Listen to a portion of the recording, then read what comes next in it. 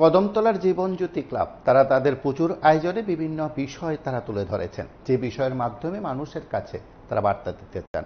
আজ সংবাদ মুখোমুখি হয়ে ক্লাব কর্মকর্তারা পুজোর থিম সম্পর্কে কথা বলছিলেন। প্রায় ৬-৬.৫ লাখ টাকার বাজেট, এবং এই বাজেটের মধ্যে আমরা চেষ্টা করেছি নারী শিক্ষা, নারীর প্যান্ডেল তৈরি করার চেষ্টা করেছি আমরা। তাছাড়াও রয়েছে বিভিন্ন সামাজিক কর্মসূচি, বৃক্ষরোপণ, রক্তদান শিবির, স্বাস্থ্য শিবির, যেটা আমরা মহালয়ার দিনে সম্পন্ন করে নিয়েছি। এবং এই আমাদের ক্লাবের মধ্যে রয়েছে আগামী ষষ্ঠীর দিনে উদ্বোধন, বা রয়েছে রিটায়ার্ড আর্মি অফিসার যারা, তাদেরকে সম্মাননা প্রদর্শন, আমাদের মিডিয়া বন্ধুদের সম্মাননা প্রদর্শন রয়েছে। তাছাড়া অন্যান্য সাংস্কৃতিক অনুষ্ঠান তো রয়েছেই। আমাদের এই পুজো প্যান্ডেল এবার আমরা চেষ্টা করেছি, আমরা বিগত দিনেও দেখেছি যে সবাই শহরমুখী ছিল।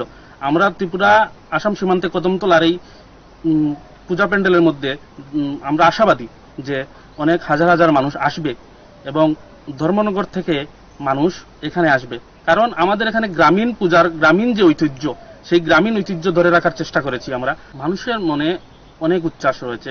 সবাই আগে যে ধর্মনগরে যেত, শহরমুখী ছিল, সেই শহরমুখী থেকে মানুষ এখন কদমতলার মুখী মানুষ। আমাদের প্যান্ডেল বা অন্যান্য যে প্যান্ডেলগুলো রয়েছে কদমতলার মধ্যে, অনেক বড় বাজেটে উঁচু উঁচু প্যান্ডেল, সেইগুলোতে আমরা আশাবাদী যে অনেক ভিড় জমাবে। এবং সেটা আগে দেখা যেত যে অষ্টমী নবমী থেকে ভিড় জমাতো, কিন্তু আমরা আশাবাদী যে সেটা ষষ্ঠীর থেকেই আমাদের এখানে হবে, সমাগম শুরু হবে।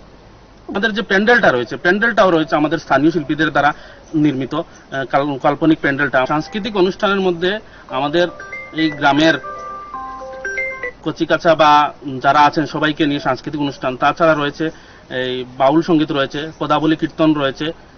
আমরা সাংস্কৃতিক হিন্দু সনাতনী যে সাংস্কৃতিক ঐতিহ্য, সেটা ধরে রাখার চেষ্টা করেছি। আমরা আশাবাদী যে এবার কদমতলাতে জীবনজ্যোতি ক্লাবে দর্শনার্থীর ভিড় উপড়ে পড়বে, সেই আশাবাদী। হাজার হাজার দর্শক আসবে, সেই আশাবাদী আশা নিয়েই আমরা এবারের পুজো প্যান্ডেলটা তৈরি করেছি।